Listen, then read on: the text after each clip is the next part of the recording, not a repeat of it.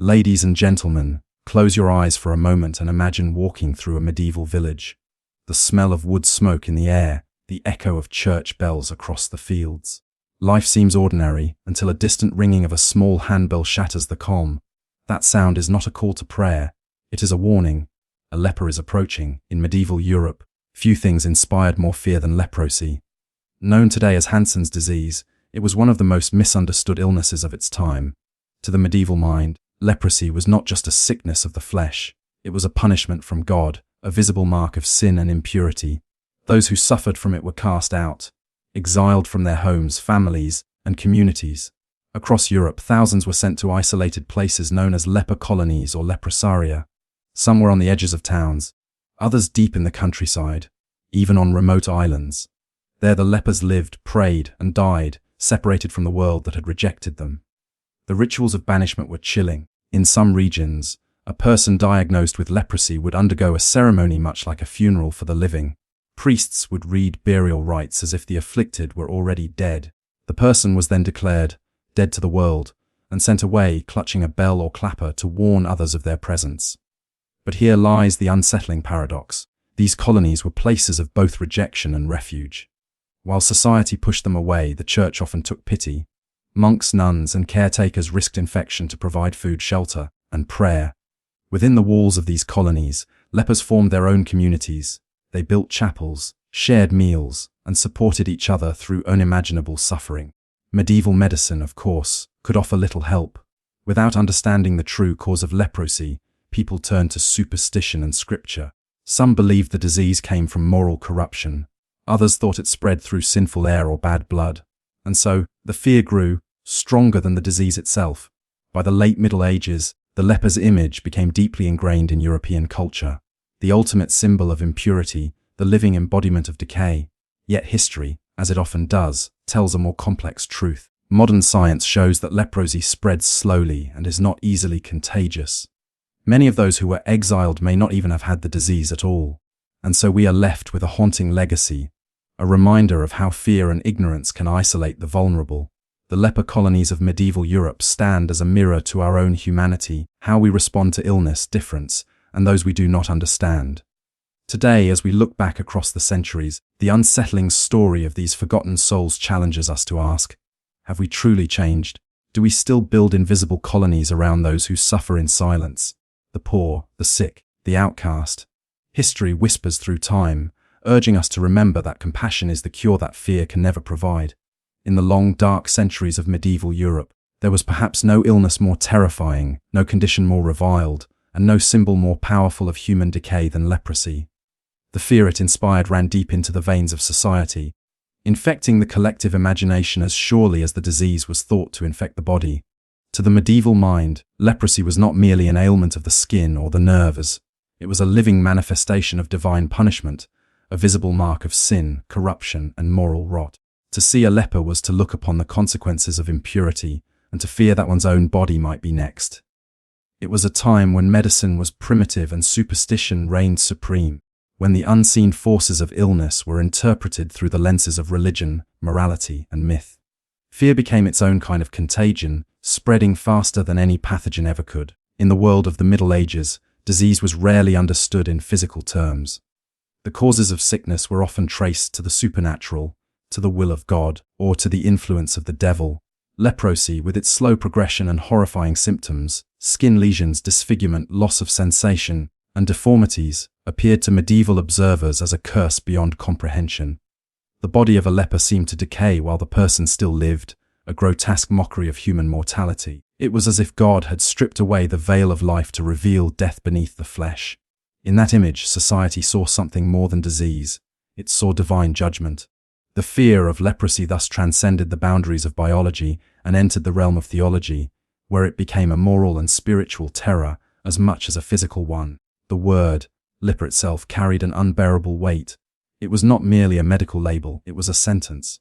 To be called a leper was to be declared unclean, sinful, and unfit to dwell among others. The roots of this fear lay deep within the Judeo-Christian tradition. The Old Testament, particularly the book of Leviticus, described leprosy as a condition that rendered a person ritually impure. The afflicted were to be examined by priests, isolated from the community, and made to cry out, "Unclean! Unclean!" whenever they approached others. Medieval Europe inherited this scriptural language and magnified it through the prism of its own anxieties. Disease became inseparable from morality, and the leper became a living sermon about the wages of sin.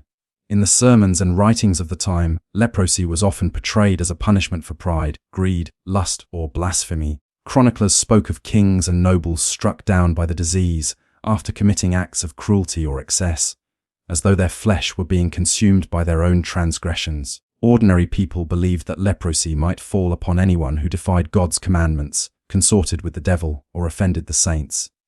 The Church, for its part, walked a line between pity and condemnation. On one hand, the leper was viewed as a soul to be saved through suffering, on the other, as a sinner whose body bore the visible stain of corruption. This duality only deepened the stigma. Pity was offered, but from a distance. Charity was performed, but with fear. The leper was both cursed and sanctified, both despised and pitied, both outcast and reminder of divine justice. The terror of leprosy was reinforced by its visibility. Unlike the invisible fevers and plagues that swept through towns, leprosy made itself seen.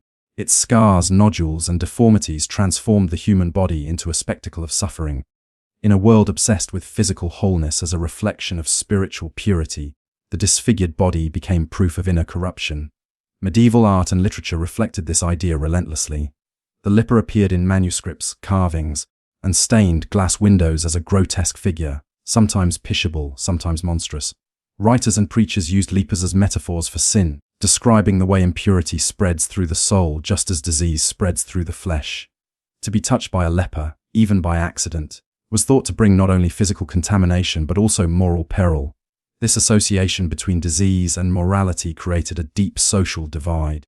Lepers were not merely sick, they were excluded.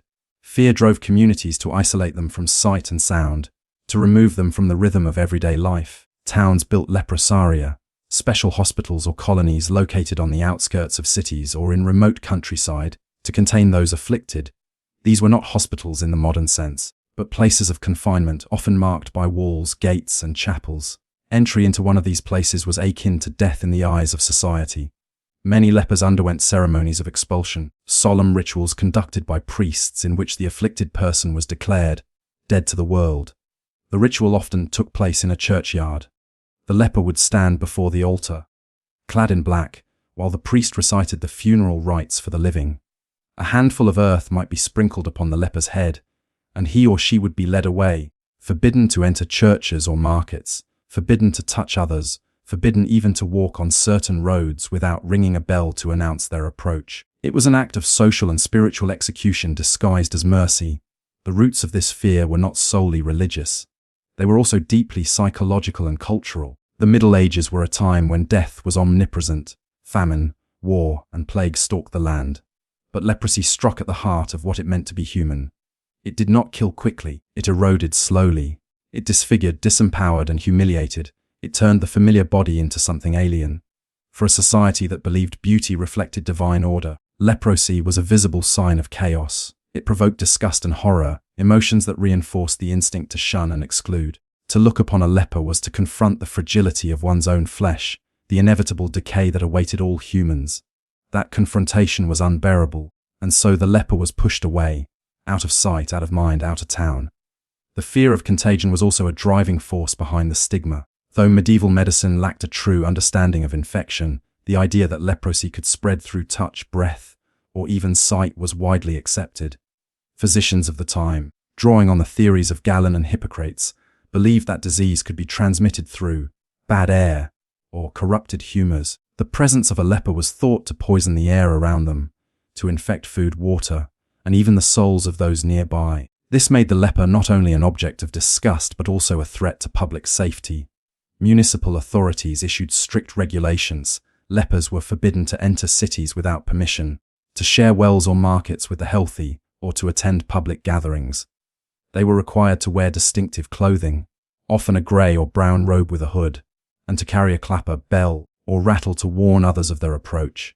These rules institutionalized the fear, transforming personal revulsion into law. The Church reinforced these boundaries through ritual and symbolism. The idea that leprosy mirrored sin meant that exclusion could be justified as a form of spiritual purification. The community, by expelling the leper, was symbolically cleansing itself of impurity. Yet at the same time, the leper was sometimes viewed as a figure of Christ-like suffering, enduring physical torment as a path towards salvation. Religious texts occasionally portrayed lepers as blessed by their suffering, closer to God because of their affliction. This contradiction, between sanctity and sin, between fear and reverence, lay at the heart of the medieval imagination. It allowed society to condemn the leper while still claiming moral virtue for doing so. The fear of leprosy also shaped architecture and geography. In many European cities, leper hospitals were built outside the walls, near crossroads or bridges, liminal spaces symbolizing the boundary between the living world and the world of the damned. In England, France, and Germany, records show hundreds of such institutions, some founded by royal decree, others by local charity. Their chapels often stood apart from the main buildings, allowing healthy priests to conduct mass from behind a screen or through a small window. Cemeteries for lepers were likewise separate, fenced off from those of the healthy. In some places, lepers were forbidden to be buried within consecrated ground at all. This spatial segregation mirrored the psychological distance society maintained. The leper became an exile in both life and death. The fear extended beyond individuals to entire families. The stigma of leprosy could taint a bloodline. Marriages were broken, inheritances denied, and children disowned if one member was suspected of infection. The label of leper's kin was enough to destroy a family's reputation. In some regions, elaborate inspections were carried out to determine whether a person's skin blemishes or rashes were signs of leprosy or something else. Medical knowledge being so uncertain, false accusations were common. The mere rumor of leprosy could ruin a person's life. Fear thus bred suspicion, and suspicion bred cruelty. People were quick to identify others as lepers if they wished to be rid of them. The disease became a social weapon, a means of exclusion and control. Literature and folklore added to the terror. Medieval tales abounded with images of lepers as villains, monsters, or cursed souls. In some stories, they were agents of the devil, spreading their corruption through malice. In others, they were tragic figures doomed by fate. The Roman de la Rose, the Canterbury Tales, and other works referenced lepers as symbols of decay and moral failure. Even in religious art, where compassion might have been expected, lepers were often depicted kneeling in rags begging for alms, their faces covered, their sores visible for all to see. This imagery reinforced the association between leprosy and degradation. To see a leper was to see the physical embodiment of sin and suffering, and that image lingered in the collective mind long after the individual was gone. The Church's charitable institutions, though sometimes compassionate, also perpetuated the hierarchy of purity and impurity. Lepers might receive food, shelter, or spiritual care, but always under strict separation. Charity toward lepers was framed as a test of Christian virtue. The healthy could demonstrate their piety by giving alms to those whom they otherwise feared to touch. But this form of charity did not challenge the stigma, it reinforced it. The act of giving to lepers affirmed their status as objects of pity, not as members of society. The fear was thus masked by piety, the exclusion sanctified by compassion.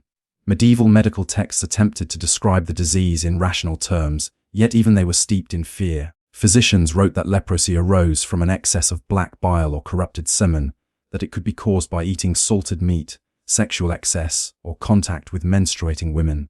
Others blamed astrology, suggesting that certain alignments of the planets created leprous airs that corrupted the body. These theories reflected the broader attempt to rationalize what was ultimately unknown. The medicalization of leprosy did not reduce the fear, it gave it new forms. The disease became a marker of moral failure and physical pollution simultaneously, its victims trapped between superstition and pseudo-science. The economic impact of this fear was profound. Lepers were often banned from working or trading. Their possessions were confiscated upon expulsion. The assumption that they carried contagion meant they could not handle food, cloth, or tools that others might use.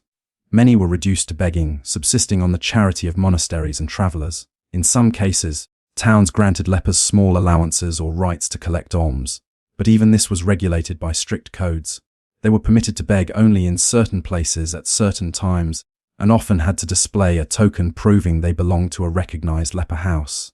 The regulation of their lives was total. The fear of their touch defined every interaction. The symbolic power of leprosy extended into politics and theology.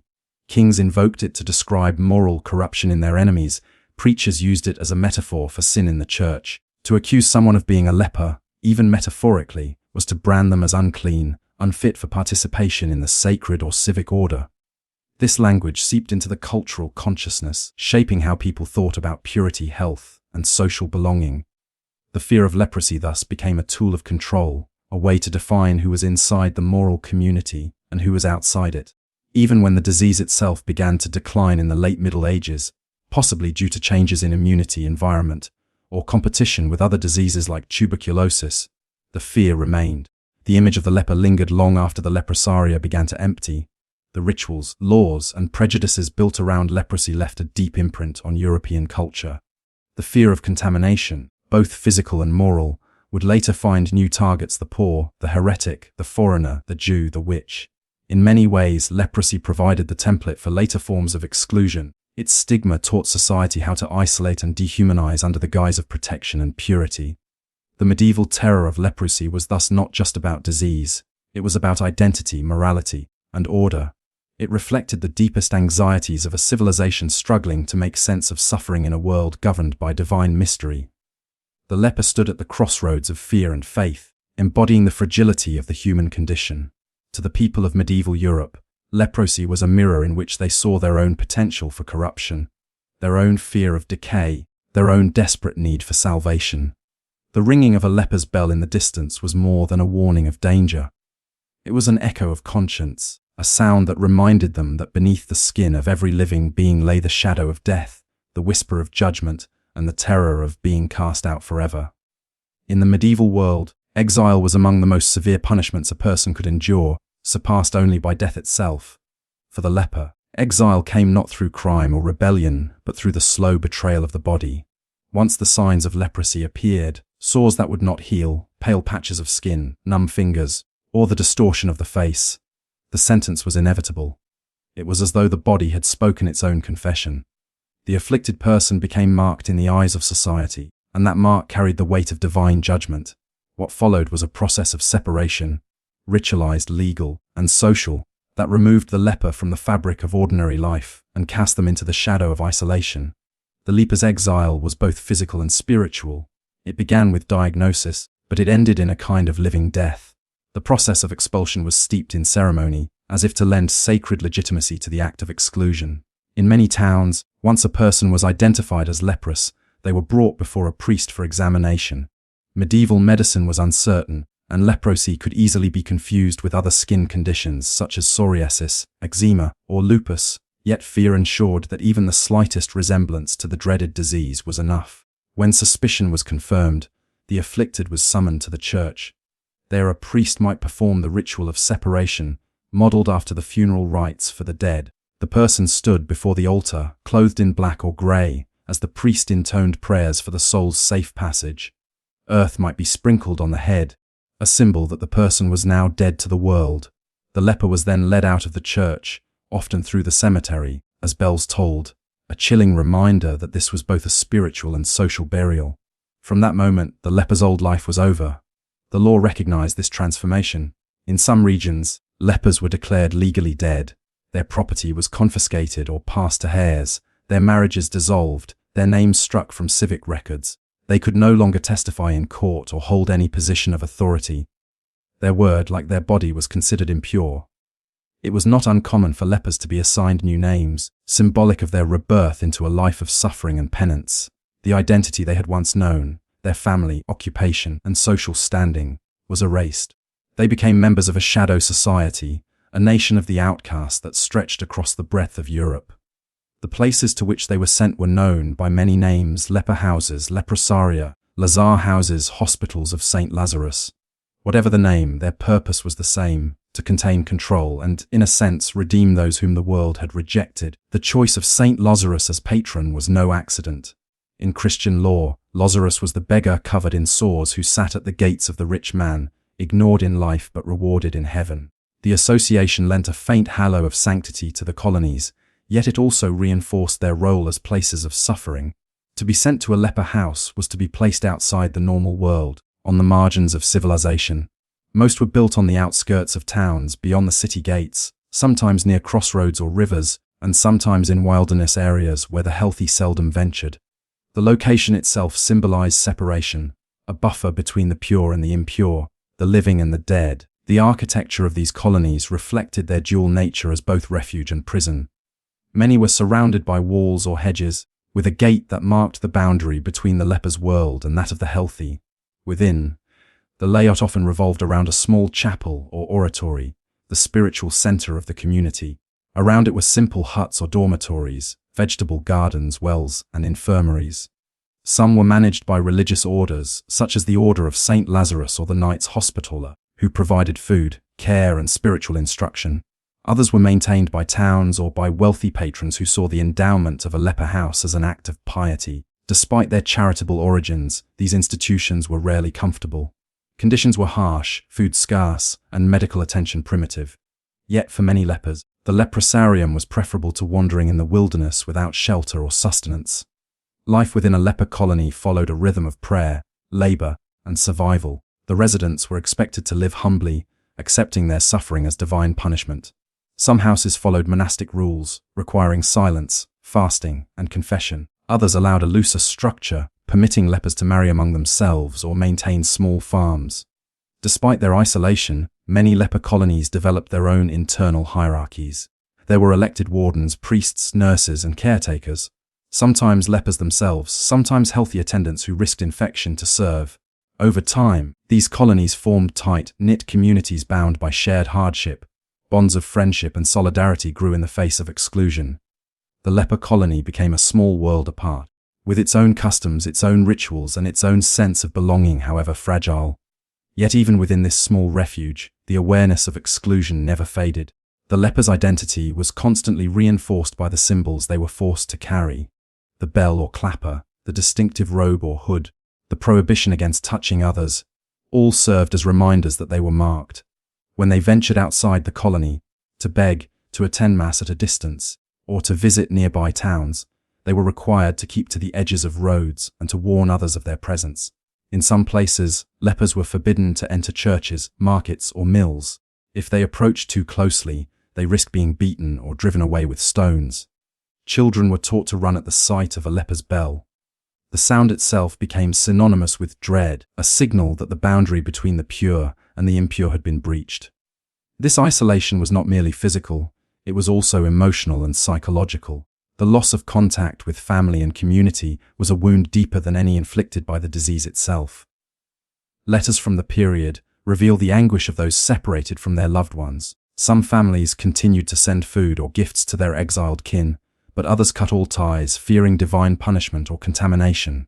For many lepers, the colony became both prison and grave. The world outside moved on without them, their memories fading into silence. Some found solace in religion, interpreting their exile as a form of penance or preparation for heaven. Others fell into despair, haunted by the knowledge that they were alive only in name. The church, while complicit in enforcing segregation, also sought to give meaning to the leper's suffering. Priests and monks who served in leprosaria often preached that the disease was a test of faith, a way to imitate Christ's own suffering. The colony, they said, was not a place of punishment but of purification. By enduring isolation with humility, the leper could redeem their soul and shorten their time in purgatory. This theology provided a measure of comfort, yet it also justified the system of exclusion. The very act of separating the sick from the healthy was framed as a form of mercy, protecting the community from contamination while offering the afflicted a chance at spiritual salvation. Not all leper colonies were alike. Some, especially those endowed by kings or wealthy patrons, became relatively prosperous institutions. The Leprosarium of St. Lazare in Paris, for instance, received generous donations and owned extensive lands. Its inmates enjoyed a degree of security and were sometimes granted privileges, such as exemption from taxes or the right to collect alms. In England, the Hospital of St. Giles in London became an important charitable foundation, serving not only lepers but also the poor and travellers. Yet such examples were exceptions. Most colonies were small, poor, and isolated. Many were little more than clusters of wooden huts with a chapel and a field.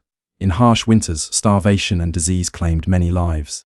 The notion of refuge was often an illusion. The colony was as much a place of slow death as of sanctuary. The administration of these institutions reflected the broader social order.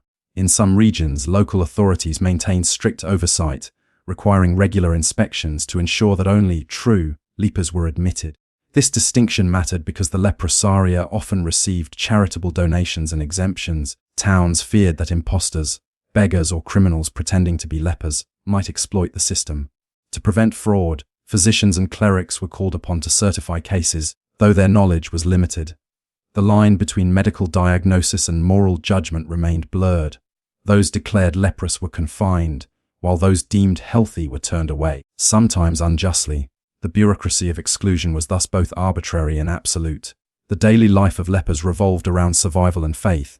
They tended small gardens, kept livestock, and crafted simple goods such as baskets or pottery. Some colonies operated mills or vineyards, selling produce to nearby towns. Others relied entirely on charity, sending emissaries, often healthy attendants or mildly afflicted members, to collect alms. The sound of their clappers in marketplaces became a familiar reminder of society's uneasy conscience. Donations to leper houses were considered acts of piety, capable of earning indulgences or spiritual merit. In this way, the existence of the colonies served to bind the community together, even as it excluded a portion of it. The healthy demonstrated their virtue by giving, the sick demonstrated their humility by suffering, and the moral order was preserved. The geography of Exile created a map of suffering that stretched across Europe. From the windswept coasts of Ireland to the mountains of Italy, from the forests of Germany to the plains of France, leper houses dotted the landscape. Their names survive in modern place names: Lazaret, Spittal, St Giles, La Maladrerie. Many of these sites have long since vanished. Their wooden walls rotted away, their chapels crumbled into dust, but their legacy remains inscribed in the memory of the land. Archaeological excavations have revealed the graves of lepers buried apart from the healthy, often with care and dignity, yet always in separate ground. The bones bear traces of the disease, erosion of the nasal cavity, deformities of the hands and feet, mute testimonies to lives lived on the margins. The psychological landscape of Exile was as complex as its physical one. Within the colony, the lepers formed their own small society, yet the awareness of exclusion could never be forgotten. They were constantly reminded that their existence was defined by the fear of others. This awareness shaped their worldview. Some embraced their condition as a path to holiness, believing that their suffering mirrored that of Christ, the leper of souls. Others internalized the stigma, seeing themselves as unworthy, cursed, or already condemned. The emotional toll of this isolation cannot be overstated. To live among the rejected was to inhabit a world of perpetual absence, a world without touch, without family, without future. The colony was a place where time stood still, where the seasons passed but life did not move forward. There were moments, however, when the boundary between exile and society briefly blurred. During festivals or religious processions, lepers were sometimes allowed to participate from a distance. They might line the roads as pilgrims passed, receiving alms or blessings. On certain feast days, priests visited the colonies to hear confessions and administer communion, sometimes through a special window or grille that preserved the illusion of separation. In these fleeting encounters, the lepers glimpsed the world they had lost. Yet even these acts of inclusion reinforced the hierarchy of purity. The healthy reached out in charity, the sick received in gratitude, and the structure of exclusion remained intact. The economic and social role of leper colonies also changed over time. As the number of cases declined in the later Middle Ages, many institutions began to admit other types of poor or sick people: orphans, widows, and the disabled. The leprosarium gradually evolved into the general hospital, yet the memory of its origins lingered. The architecture of isolation, the symbolism of impurity, and the association of illness with moral failure persisted long after leprosy itself had faded. The system of exile created to contain lepers laid the groundwork for later forms of social segregation. The confinement of the insane, the imprisonment of the poor, the quarantine of the sick. In this sense, the medieval leper colony was the ancestor of the modern institution, its walls echoing with the same uneasy mixture of care and control. The experience of exile also shaped the spiritual imagination of the time. Mystics and theologians often invoked the image of the leper to describe the soul estranged from God. Pilgrims compared their journeys to the wandering of lepers, and hermits embraced voluntary isolation as a form of purification. The boundary between physical exile and spiritual withdrawal blurred, giving rise to a paradoxical ideal of sanctified suffering. Some lepers themselves became figures of veneration, believed to possess prophetic insight or miraculous powers. Stories circulated of lepers who healed others, of saints who disguised themselves as lepers to test the charity of the faithful. These tales reflected a deep ambivalence toward the condition, both abhorrence and reverence, disgust and awe. Despite the cruelty of their exclusion, lepers were not entirely voiceless. Documents from leper houses include charters, petitions, and wills written or dictated by the residents. These texts reveal a surprising degree of agency. Lepers negotiated with towns for rights, defended their property, and maintained correspondence with benefactors. In some cases, they formed guilds or brotherhoods, dedicated to mutual aid and prayer. Such acts of self-organization challenged the notion that lepers were passive victims. Within the confines of exile, they carved out spaces of dignity and community. Their resilience stands as a testament to the human capacity to adapt even in the harshest conditions. The ritualized isolation of lepers also served a psychological function for the broader society. By expelling the diseased, communities externalized their fears. The leper colony became a symbolic vessel into which collective anxieties about sin, death, and decay could be poured. The existence of a space for the unclean allowed the healthy to imagine themselves as pure. The leper thus played an essential role in maintaining social order, even as they were excluded from it. Their exile was not an accident but a necessity within the medieval worldview, a means of defining what it meant to belong by demonstrating what it meant to be cast out. Over the centuries, the boundaries of exile shifted but never disappeared. When leprosy declined in Europe, new forms of exclusion arose, targeting those deemed morally, physically, or socially defective. Yet the memory of the leper colony lingered in language and in law. The word, lazaretto, continued to describe quarantine stations for plague victims and sailors. The rituals of inspection, isolation, and surveillance that governed leper colonies found new expression in public health systems. The logic of exclusion, once justified by theology, was now rationalized by medicine. The fear remained the same, only its vocabulary changed. The exile of lepers in medieval Europe thus stands as one of the most profound expressions of how fear shapes space, how societies build walls, literal and symbolic, to protect themselves from what they do not understand. It was a system born of ignorance and maintained by belief, yet within its confines, human beings continued to live, to hope, to pray, and to seek meaning in their suffering. The leper colonies were not merely places of disease, they were laboratories of human endurance, microcosms of a world that defined itself through separation. To walk through their ruins today, to imagine the bells ringing across empty fields, is to hear the echoes of a past that is never truly gone, a past in which exile became a mirror for humanity's deepest fears and its faintest glimpses of compassion. In medieval Europe, religion was not simply a matter of belief. It was the fabric through which every human experience was woven. Disease, death, birth, labor, and even weather carried divine meaning. Within this world of faith and fear, leprosy occupied a strange and paradoxical position. It was despised as the mark of sin and impurity, yet also revered as a sign of divine favor, an opportunity for redemption through suffering. The church and society both condemned and consoled the leper, pushing them away with one hand while extending charity with the other. The paradox of rejection and charity defined not only how lepers were treated, but also how medieval Christians understood themselves, their morality, and their relationship to God. It was a tension between fear and mercy, between judgment and compassion, and it shaped the social and spiritual landscape of Europe for centuries. To understand this contradiction, one must first grasp the medieval conception of sin and suffering. The people of that era did not view illness as a random event of nature. It was the visible manifestation of invisible truths. Sickness, especially chronic or disfiguring sickness, was seen as punishment or atonement. In this theology of the body, leprosy held a special place. Its slow decay seemed to mirror the corruption of the soul, its visible sores reflecting inner impurity. Yet the very visibility of the disease also made it an instrument of divine instruction. The leper was both a sinner and a teacher, a warning to others to remain pure, and a living example of God's mysterious justice. The clergy preached that every leper's suffering carried meaning, and that to aid them was to participate in Christ's own compassion. This dual perception of guilt and grace permeated the entire social order. The Church, while endorsing the exclusion of lepers from ordinary life, also established institutions to care for them. Monasteries, convents, and lay brotherhoods founded countless leper hospitals throughout Europe. The paradox was visible in stone.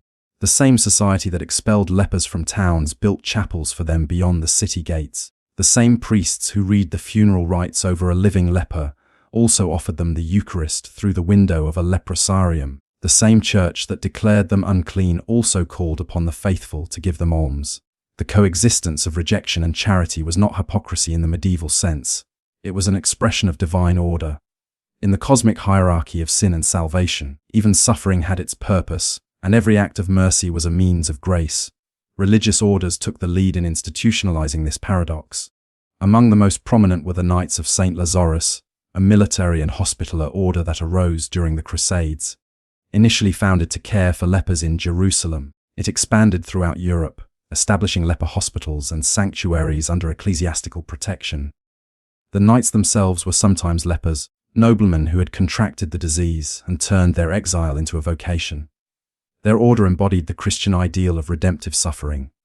They wore the green cross of St. Lazarus, symbol of healing and resurrection, and their very existence blurred the boundary between the damned and the saved. In their service, charity became both duty and devotion, a sacred paradox in motion. Other religious communities followed their example, transforming the care of lepers into an act of imitation of Christ. The figure of Christ himself was central to this paradox. In sermons, paintings, and prayers, Christ was often portrayed as the divine physician who healed lepers with a touch, cleansing them not only of their disease but of their sin. The story of Jesus healing the 10 lepers in the Gospel of Luke was cited endlessly in medieval homilies. Yet preachers also reminded their congregations that Christ, though pure, had chosen to dwell among sinners, to touch the untouchable, to suffer humiliation and pain. This association made the leper a figure of both horror and sanctity. To care for the leper was to care for Christ disguised in the most abject form. To reject the leper was to risk rejecting Christ himself. Thus, charity toward lepers was more than social virtue. It was a test of faith, but the same theology that inspired compassion also justified exclusion. Since leprosy was seen as a divine punishment, many believed that the afflicted deserved their suffering. Helping them too much could be interpreted as interfering with God's will. Priests reminded their flocks that while charity was holy, it must be tempered by prudence. The leper's isolation was, in their eyes, a necessary act of spiritual discipline, a means to protect the community from both physical contagion and moral corruption. To segregate was not cruelty but purification. This reasoning allowed Christians to expel lepers from their midst while preserving a sense of righteousness. In their minds, they were not abandoning the sick, they were cooperating with divine justice. The contradiction was visible even in language. The leper was called both servant of God and enemy of purity, both blessed sufferer and filthy outcast. These conflicting identities coexisted without resolution. In the eyes of the Church, the leper's misery was part of a larger cosmic balance, in which every form of suffering corresponded to a lesson for the living. The poor were to teach humility, the sick to teach compassion, and the leper to teach fear of sin. By supporting the leper through almsgiving or prayer, the healthy could cleanse their own souls. Charity thus became an instrument of salvation for the giver as much as for the receiver. This idea fueled a vast network of donations, endowments, and bequests that sustained leper hospitals across the continent. In many towns, wealthy patrons funded leprosaria as acts of piety. To endow a leper house was to demonstrate one's devotion, to atone for sin, and to secure prayers for one's soul after death. Charters from the 12th and 13th centuries record nobles and merchants donating land, money, or rights to leper hospitals in exchange for perpetual remembrance at Mass. In this economy of salvation, the suffering of the leper became a spiritual resource, a means by which the living could purchase grace. The leper's body, despised and feared, was paradoxically turned into a conduit of holiness. To build a leprosarium was to build a bridge between sin and redemption, between the living and the damned. Every act of exclusion carried within it an act of inclusion. For the leper's exile ensured the purity of the community and the salvation of the benefactor. The tension between rejection and charity also shaped social attitudes toward touch and distance. Physical contact with a leper was forbidden, yet symbolic contact was encouraged. People were urged to send food, clothing, or money to leper houses, to pray for their souls, to show compassion through safe intermediaries. Pilgrims often left offerings at the gates of leprosaria, where lepers would appear behind screens or windows to bless them. The act of giving without touching became a ritual of controlled compassion, a way to express mercy while maintaining purity. The leper's bell, which warned others of their approach, also served as a summons to charity. Its sound announced both danger and opportunity, both contamination and salvation. The The paradox was audible in every ring. Art and literature of the period reflected this moral complexity. Illuminated manuscripts depicted lepers receiving alms from saints or kings, their deformed faces illuminated by halos of grace. In mystery plays and sermons, lepers appeared as figures of both sin and sanctity. The 12th century theologian Peter the Venerable wrote that, "On the leper's wounds shines the wound of Christ," a phrase that encapsulated the era's uneasy reverence. The same culture that reviled deformity could also find in it the image of divine beauty. This paradoxical aesthetic shaped medieval spirituality, teaching that God's grace could hide in the most repulsive forms. To love the leper was to love the unlovable, and in doing so to approach divine perfection. The social dimension of this paradox was equally profound. By defining lepers as objects of charity, society reaffirmed its own moral order. The healthy could demonstrate their righteousness through acts of mercy, while the leper's suffering provided the stage upon which virtue could perform itself. Charity thus became a form of control, keeping the leper dependent and the benefactor virtuous. The system of almsgiving maintained social hierarchies, even as it softened their cruelty. The poor and sick were necessary to the salvation of the rich, just as the leper was necessary to the purity of the healthy. In this way, rejection and charity were not opposites, but partners in maintaining the medieval world's moral equilibrium. Religious rhetoric often emphasized the rewards of compassion. Preachers warned that those who ignored the suffering of lepers would face eternal punishment. The story of Saint Martin dividing his cloak with a beggar, only to discover that the beggar was Christ in disguise, was retold again and again. Similar tales circulated about saints who kissed lepers or washed their sores, acts that reversed the boundaries of purity and impurity. Saint Francis of Assisi's conversion story, in which he embraced a leper and felt only joy, became one of the most powerful symbols of Christian transformation. In such moments, the paradox resolved itself into revelation: the leper was Christ, and the act of love was salvation. Yet these moments were exceptional, almost miraculous, and they stood in contrast to the everyday reality of avoidance and exclusion that defined most interactions between lepers and the healthy. The theological implications of leprosy reach deep into the doctrine of incarnation and redemption. If God could become human, could he also take on the marks of disease? Some mystics dared to imagine Christ as the ultimate leper, carrying the sores of humanity upon his body. In their visions, Christ's wounds and the leper's lesions were one and the same, signs of love rather than corruption. This radical interpretation challenged the traditional association between sickness and sin, yet it never fully displaced it. The mainstream church maintained the dual view: the leper was both sinner and saint, object of fear and vessel of grace. This ambiguity allowed medieval society to reconcile cruelty with conscience, exclusion with compassion. The institutions that embodied this paradox were sustained by ritual. Masses were held for the souls of lepers, processions were organized to collect alms for their care, and special prayers were recited on their behalf. In some places, lepers were granted the right to attend church services from separate enclosures or to receive the sacraments through special apertures known as leper windows. These architectural features symbolized the relationship between rejection and charity. The wall that excluded also allowed connection. The opening in the stone served as both barrier and bridge, a physical expression of the moral tension that defined the era. The leper was near enough to receive grace but far enough to remain apart. At the same time, secular authorities adopted similar paradoxes in law and governance. Municipal charters often included provisions for the care of lepers, mandating public donations or setting aside land for their support. Yet these same laws enforced their exclusion from markets, courts, and public gatherings. The leper thus became both ward and outlaw, protected and prohibited. Society cared for them only by ensuring they remained separate. The act of founding a leper house was both a civic duty and a spiritual insurance policy. Towns that supported such institutions could boast of their piety and their cleanliness, both moral and physical.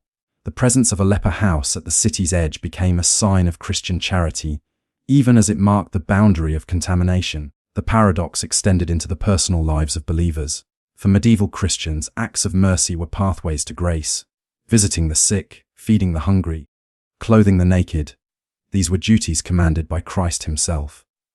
But how to visit those who could not be approached? How to feed those who could not be touched? The answer was found in substitution, gifts given through intermediaries, prayers offered at a distance, compassion exercised through avoidance. This mediated charity became the hallmark of medieval piety.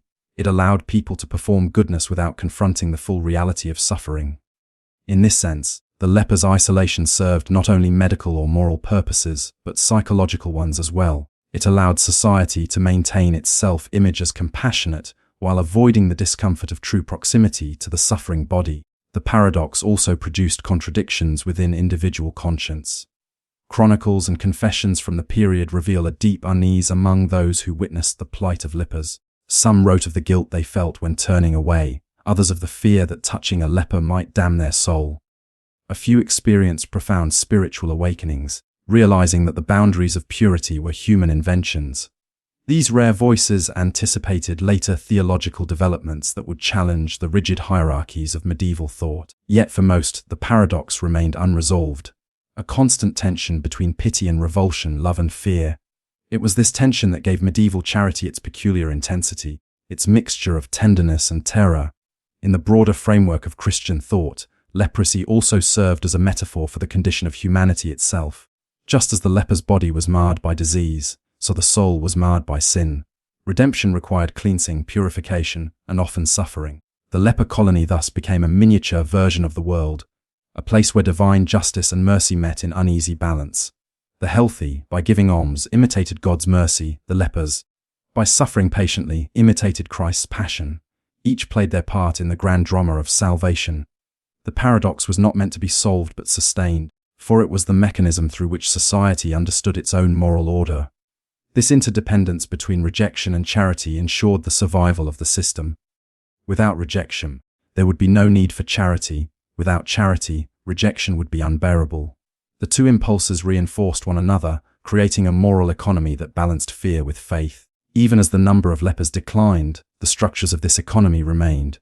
Hospitals, almshouses, and charitable confraternities inherited the functions once reserved for leprosaria. The poor, the sick, and the marginalized continued to occupy the space once filled by the leper, objects of pity, recipients of distant charity, reminders of divine justice. The leper's bell fell silent, but its echo lived on in the institutions of mercy and control that shaped the later Middle Ages and beyond. Through this enduring paradox, medieval Christianity revealed both its greatest virtue and its deepest flaw. Its virtue lay in its capacity for compassion, its insistence that even the most abject life was worthy of care. Its flaw lay in the conditional nature of that compassion, the way it depended upon distance and hierarchy. The leper could be loved only as long as they remained apart, pitied only as long as they posed no threat to the moral and physical order. Charity was inseparable from exclusion, and exclusion was sanctified by charity. This was the essence of the medieval paradox, a system that mirrored the contradictions of the human heart, where mercy and judgment, love and fear, existed not as opposites but as inseparable reflections of one another. The legacy of leprosy in medieval Europe did not end with the decline of the disease itself. It lingered in the collective memory, in the moral architecture of Western thought, in the very ways that societies understood sickness, difference, and humanity.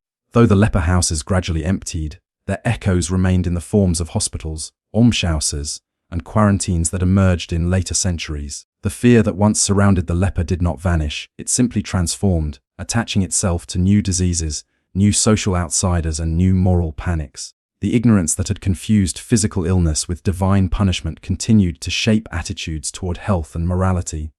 And yet, intertwined with this legacy of fear and exclusion was another inheritance: the enduring impulse toward compassion, the idea that care for the suffering is the highest expression of faith and civilization. Together, these threads of fear, ignorance, and compassion formed a paradox that survived long after the last medieval leper colony crumbled into ruin. The memory of leprosy lingered first and foremost in language. Words like leper, leprosarium, and leprosy came to stand for any kind of pollution, both moral and social. To call someone a leper was to mark them as an outcast, to suggest not only sickness but shame. The term persisted as a metaphor long after the disease had ceased to terrify Europe. Writers, preachers, and even political thinkers invoked it to describe everything from heresy to poverty. The moral leper and the social leper became recurring figures in sermons and literature, representing those who lived outside accepted norms. Thus, the medieval stigma became a linguistic tool for othering. The language of exclusion born in the age of leper colonies continued to justify new forms of marginalization, shaping the cultural imagination for centuries. Fear, once rooted in superstition, evolved into institutional control. When Europe faced new epidemics, plague in the 14th century, syphilis in the 16th, cholera in the 19th, the response echoed the old practices of exclusion. Quarantine zones replaced leper colonies, and isolation became a standard method of public health. Though now justified in the language of medicine rather than theology, the underlying impulse was the same: to protect the community by separating the afflicted. The moral dimension persisted as well. Diseases were still read as signs of vice or divine disfavor. Syphilis, for example, was often called the scourge of God, a punishment for sexual immorality. The medieval habit of moralizing disease had become embedded in European thought, shaping responses to every subsequent outbreak. Fear, once sanctified by religion, became rationalized through science, but it remained fear all the same. This enduring association between sickness and sin also influenced the treatment of the poor. In many places, leper hospitals were converted into almshouses or infirmaries for the destitute, their walls repurposed but their moral architecture unchanged. The poor, like the lepers before them, were viewed with suspicion.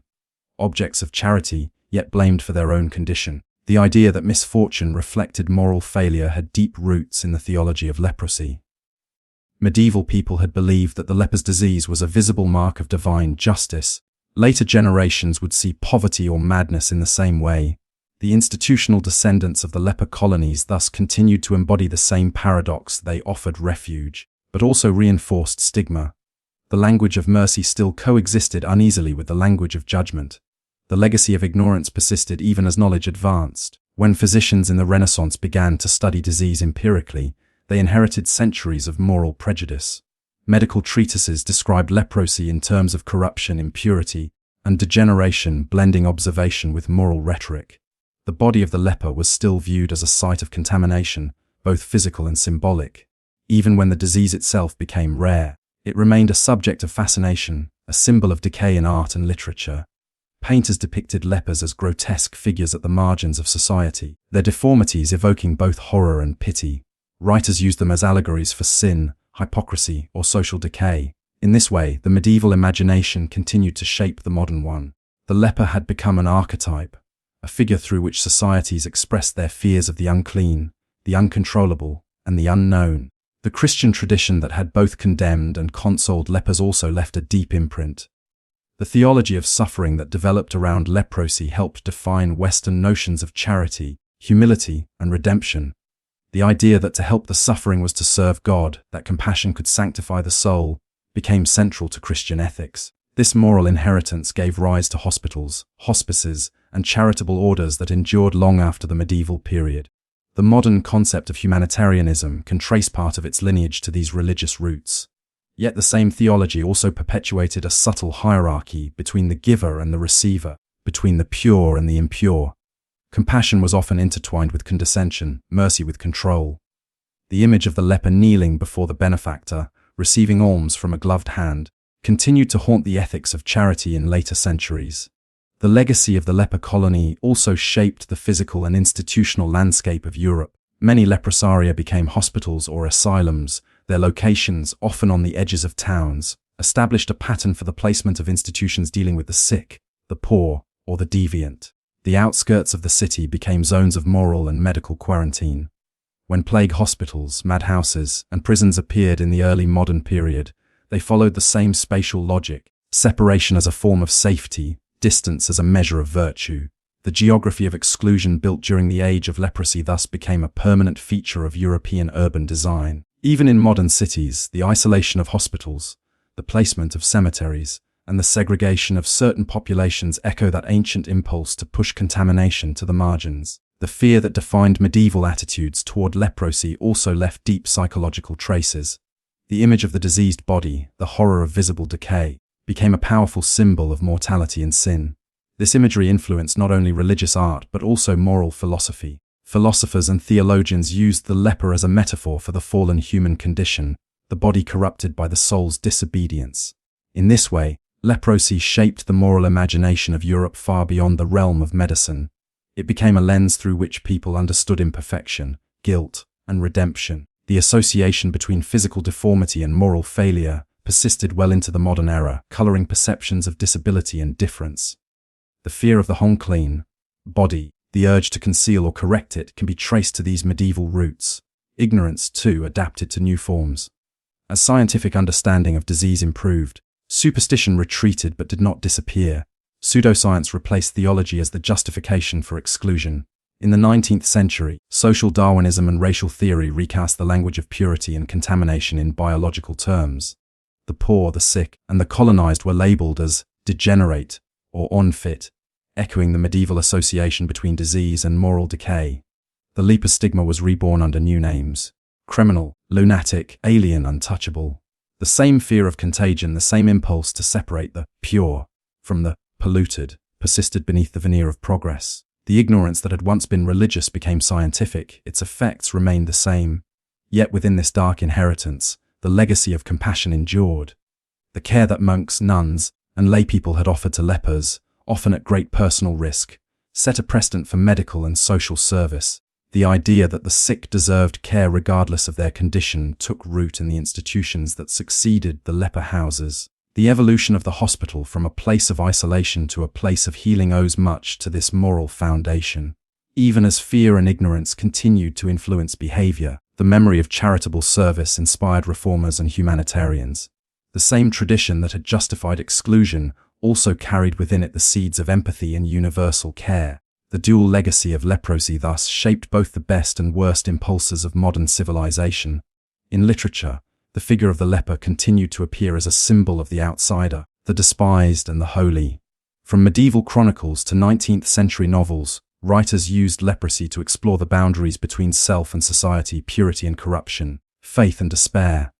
The leper's isolation became a metaphor for alienation itself, the condition of being human in a world that fears difference. Even when authors no longer believed in divine punishment, they retained the emotional vocabulary inherited from the Middle Ages, the tension between horror and pity, rejection and yearning for redemption. In this sense, the leper's story transcended its historical moment, becoming part of the enduring grammar of Western storytelling.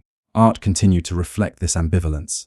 In paintings and sculptures, the leper appeared alternately as a grotesque object of fear and as a saintly figure of suffering. Renaissance artists depicted the miracles of Christ healing lepers as scenes of divine compassion, reinforcing the association between physical restoration and spiritual salvation.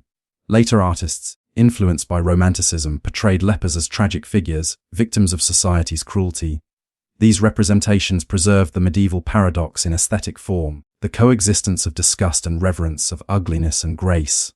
Through art, the emotional residue of the leper colony, its mixture of dread and devotion, was transmitted to new generations. The institutional memory of leprosy also played a role in the expansion of European colonialism. When European powers encountered Hansen's disease in Africa, Asia, and the Pacific, they revived old models of segregation and moral judgment. Colonial authorities built leper asylums modeled on medieval precedents, justifying them as humanitarian enterprises while enforcing strict isolation. Missionaries described leprosy in the language of sin and salvation, framing it as both a medical and spiritual problem. The fear, ignorance, and compassion that had coexisted in medieval Europe were exported across the world. The colonial leper asylum became a microcosm of the empire itself, a place where power disguised itself as charity, where control was exercised through care. The medieval legacy thus took on global dimensions, shaping modern public health and racial ideology alike. Even in the 20th century, echoes of this legacy persisted. People diagnosed with leprosy continued to face ostracism and forced confinement in many parts of the world. The disease's low contagion rate and effective treatments did little to erase its ancient stigma. Fear proved more resilient than fact. Communities that had forgotten the theology of leprosy still inherited its moral vocabulary. The leper remained a symbol of pollution, of the boundary between us and them. Governments and churches alike struggled to reconcile their duty of care with the inherited instinct for separation. In this way, the medieval paradox endured in modern form, sustained by centuries of cultural memory. Ignorance, even when confronted by knowledge, showed remarkable endurance. The association between disease and moral judgment resurfaced during other epidemics, HIV/AIDS in the late 20th century being a striking example. The language of sin, contagion, and exclusion returned almost unchanged, revealing how deeply the medieval model of moralized illness had shaped collective thought. The same mixture of fear and pity that defined medieval attitudes toward leprosy resurfaced in the modern world. Those afflicted were stigmatized and blamed, yet also the objects of charitable concern. The structures of exclusion, softened by modern sensibilities, remained intact beneath new vocabularies of health and safety. The persistence of these attitudes suggests that the legacy of leprosy is not confined to history, but embedded in the psychology of society itself. The human fear of the diseased body, a visible difference of the violation of boundaries, runs deeper than any single epoch. Medieval Europe merely gave this instinct theological form. Its institutions and rituals crystallized patterns of thought that would later reappear in secular guises. The impulse to isolate, to label, to moralize, coexists with the equally powerful impulse to comfort, to heal, to show mercy. These are not opposites but parts of the same human condition. The medieval experience of leprosy revealed this duality, and the world has never entirely escaped it. Compassion, however, left its own durable mark. The example of those who tended to lepers despite fear and condemnation became part of the moral heritage of Western civilization. Saints, physicians, and anonymous caretakers embodied a vision of humanity that transcended superstition. Their legacy inspired later generations of doctors, nurses, and reformers who saw in their work not only professional duty but spiritual vocation. The modern ideal of compassionate care, of medicine as service to the vulnerable, has deep roots in the medieval response to leprosy. The same society that built walls to exclude also built institutions to heal, and from that contradiction arose the ethical foundations of modern medicine and social work. Even the language of human rights, with its emphasis on dignity and inclusion, carries faint traces of this inheritance. The recognition that no one should be cast out because of illness, that disease does not define moral worth, represents the long-delayed resolution of a struggle that began in the age of leper colonies. Every campaign against stigma, every effort to humanize the sick, every attempt to replace fear with understanding is an echo of that ancient paradox. The shadow of ignorance remains, but so does the light of compassion that flickered within it. The ruins of medieval leper houses still stand across Europe, silent stones on the edges of fields, near forgotten roads, beside modern hospitals. They are relics not only of a disease but of a state of mind. Their crumbling walls remind us that history is not easily erased. Fear and mercy, once bound together, leave deep imprints. Within those ruins lies the story of how humanity has wrestled with its own reflection, how it has alternated between cruelty and kindness, blindness and insight. The structures may have fallen, but the habits they shaped endure in ways both visible and invisible. The world that came after the leper colonies inherited their contradictions, their fears, their hopes, and their fragile capacity for compassion.